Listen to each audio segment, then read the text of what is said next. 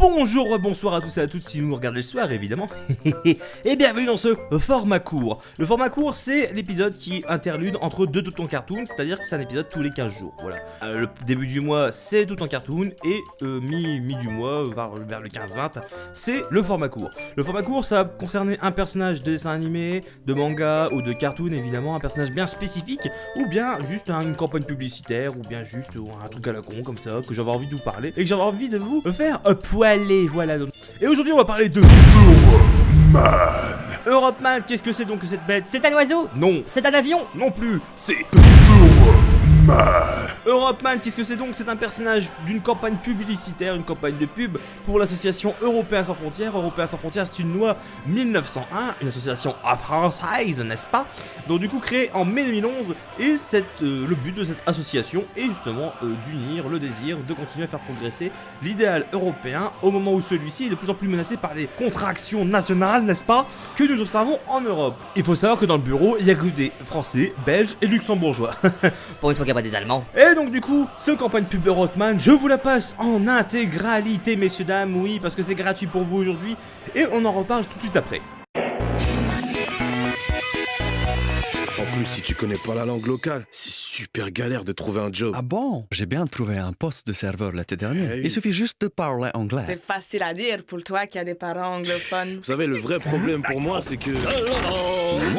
Tout va bien. C'est qui, lui? Je suis Europeman. Ma mission est de promouvoir l'Europe en résolvant les problèmes de tous les Européens. Et vous sortez souvent du placard des gens comme ça, là? Je dois admettre que ça m'arrive assez souvent, oui. Qui est-il, petit? Tu sembles préoccupé? J'ai une copine. Elle vit en Allemagne depuis des mois. Et je rêve de trouver un job là-bas pour pouvoir enfin la rejoindre. L'amour. Ouais, l'amour, c'est beau. Mais moi, je touche le chômage. Et je dois rester en France. Oh là, mon ami. Ça, c'est moche. Qui t'a dit ça? Tu as parfaitement le droit de chercher un nouvel emploi dans un autre pays européen, tout en conservant tes indemnités de chômage en France. Et ce, pendant 6 mois. Oh, mais c'est génial! Il faut que je l'appelle! Et toi, qu'est-ce qui te tracasse? Allô, Mindchat? Oh.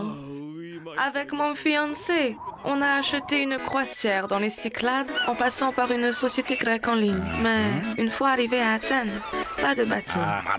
Vu la somme que nous avions dépensée, on a tout de suite voulu saisir la justice. Eh ben. Mais juste d'imaginer toutes les complications, la perte de temps. Oh là là, attends, petite. Qui t'a dit ça?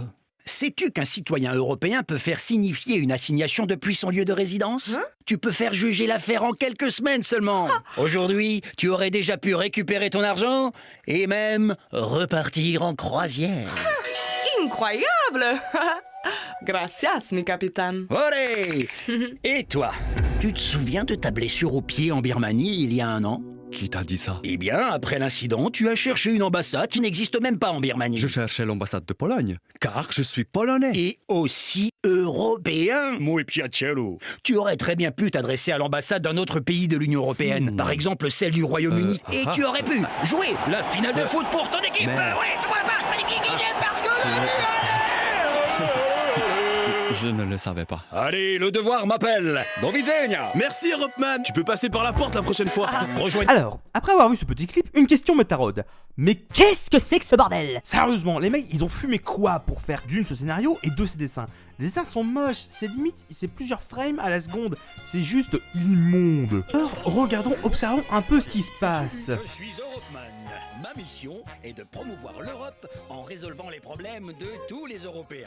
Ah bah le mec est pas dans la merde, hein. Placard des gens comme ça, là? Je dois admettre que ça m'arrive assez souvent. Attends, ouais. Le mec, il fait oh ça m'arrive assez souvent. Mais le mec, tu dois finir en tôle. C'est irruption chez les gens.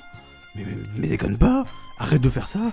Mais le pire, ce qui me fait marrer au début, c'est avant qu'il s'amène, c'est la tête des 3 Gugus qui sont limite interchoqués, tu sais. T'as genre t'as la señorita italienne ou espagnole qui est un peu en mode c'est quoi ce type, genre le Renoir qui est en mode c'est quoi ce gars, et tandis que vous voyez le polonais genre regarde ça lasse. Mais en fait le truc qui me fait le plus tripper c'est ça, écoutez bien. Qui est-il, petit? Tu sembles préoccupé. Non, juste un clampa avec une combinaison moule burn bleue qui se promène chez moi comme ça, qui rentre dans par mon placard, mais sinon ça va nickel. Et du coup on a droit à l'histoire de Jean-Michel Fonce D. Alors écoutez bien parce qu'elle est marrante son histoire. Qui est-il, petit? Tu sembles préoccupé. J'ai une copine. Elle vit en Allemagne depuis des mois. Et je rêve de trouver un job là-bas pour pouvoir enfin la rejoindre. L'amour. Ouais, l'amour c'est beau, mais moi je touche le chômage. Et je dois rester en France. Oh là, mon ami. Ça, c'est moche. Qui t'a dit ça? Alors juste une chose pour conclure cette petite histoire, le stéréotype de l'allemande blonde, ronde, comme ça avec des formes, ça n'existe pas. Enfin si ça existe, mais moi la seule allemande blonde et costaud que je connaisse, c'est elle. Et c'est pas non plus un sexe symbole. Et voici l'histoire de la petite Kerrida qui s'est fait arnaquer par un promoteur de voyage. Voici son histoire. Et toi, qu'est-ce qui te tracasse? Allô, mein Schatz? Oh. Oui, Avec mon fiancé, on a acheté une croisière dans les Cyclades en passant par une société grecque en ligne. Mais une fois arrivé à Athènes, pas de bateau. Vu la somme que nous avions dépensée, on a tout de suite voulu saisir la justice. Eh ben. Mais juste d'imaginer toutes les complications, la perte de temps. Oh là là, attends, petite.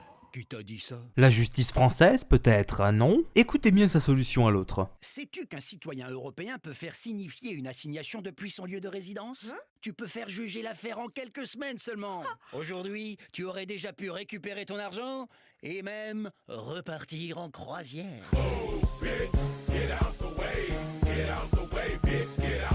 Mais attendez, le pire c'est pas eux deux. Le pire c'est le dernier, c'est l'ami Bogdan. Regardez un coup le regard qu'il lui lance. Tu te souviens de ta blessure au pied en Birmanie il y a 1 an? Mais toi, comment savoir ça? Mais c'est normal, parce que c'est... Bon, promis, j'arrête parce que ça devient chiant. Et du coup, voici l'intrigue de notre ami Bogdan. Après l'incident, tu as cherché une ambassade qui n'existe même pas en Birmanie. Je cherchais l'ambassade de Pologne, car je suis polonais. Et aussi européen. Muy piacere. Tu aurais très bien pu t'adresser à l'ambassade d'un autre pays de l'Union européenne. Et s'il voulait pas? Par exemple celle du Royaume-Uni. Et tu aurais pu jouer la finale de foot pour ton équipe.